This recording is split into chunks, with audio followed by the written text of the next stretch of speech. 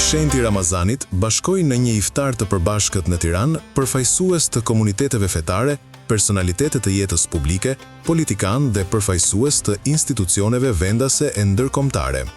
Iftari u organizua nga prefekti i Tiranës, Shkëlqim Hajdari, në një mbrëmje të karakterizuar nga mesazhe paqeje, tolerancë dhe bashkëjetese.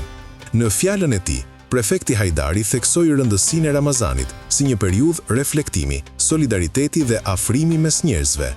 Ramazani është një kohë reflektimi shpirtëror, por edhe një kohë që na kujton përgjegjësinë tonë ndaj njëri tjetrit dhe shoqërisë në përgjithësi. Agjerimi na mëson të ndjejmë më shumë dëmshuri për ata që kanë nevojë, të jemi më të drejtë, më të duruar dhe më të bashkuar.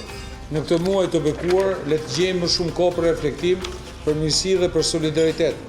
Le të forcojmë besimin tek e mira, tek drejtësia dhe tek shërbimi ndaj qytetarëve tanë. Ai uroi besimtarët musliman për një agjerim sa më të lehtë dhe të pranuar, ndërsa vuri në dukje se harmonia fetare mbetet një nga vlerat më të çmuara të shoqërisë shqiptare.